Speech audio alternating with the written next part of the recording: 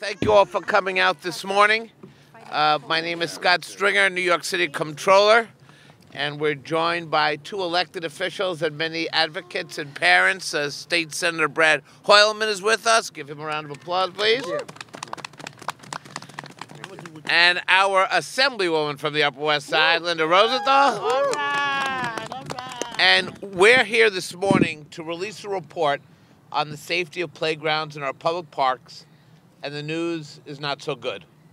The ClaimStat alert I'm issuing today shows that our city must do more to reduce the risk of playground injuries to our children and the threat of multi-million-dollar settlements to taxpayers. Here's what ClaimStat found. Between fiscal year 2005 to 2014, 577 playground-related personal injury claims were filed against the city of New York. Now, that's an average of more than one claim every week. Even more troubling is the trend line. Last year, there were 69 playground-related personal injury claims filed, an increase of 53% over the last decade.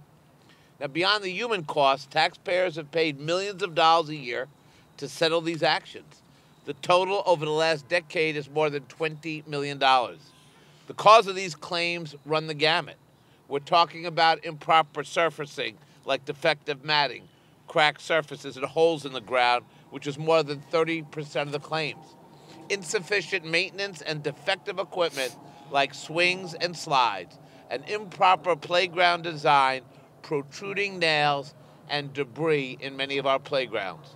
In our report, we found that Brooklyn had the most claims filed during the period, 208. That dwarfed Manhattan with 121. The Bronx was with 113. Queens, 109. Staten Island, 23. Like many parents in the city, I expect the Parks Department to do everything it can to ensure the safety of playgrounds. It's not an option. It's a responsibility. And that's especially important with spring only 3 weeks away. Yes, I said it. Spring is 3 weeks away. And the prospect of thousands of kids, including my two, Max and Miles, who are here with me today, they're going to be heading to the local playground. They're going to be running. They're going to be jumping. They're going to be on the slides. They're going to be on the monkey bars. And every parent must have the expectation that their kids are safe in our public playgrounds. So we have our work cut out for us because these problems do affect every corner of our city. The report I'm issuing today includes an interactive map that shows where claims have occurred. You'll find them in the Bronx. You'll find them in East Harlem, from the Slope to the parks in Queens. The report also shows that in the first 4 months of fiscal year 15, the percentage of playground equipment rated acceptable declined compared to the same period last year. Likewise, the percentage of playground surfaces rated acceptable also started to inch downward. We need to reverse that trend. This is about our children's safety. Now, just this past weekend, I issued a report showing that the Parks Department is among the city's worst performers in following through on capital commitments like building playgrounds.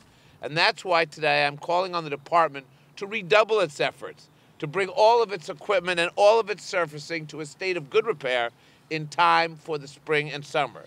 Now, lastly, I just want to say we're not talking about just any real estate. You know, playgrounds have played a central role in our city for over 100 years. In 1902, New York City opened its first municipal playground in Seward Park on the Lower East Side, and 20,000 kids showed up that day.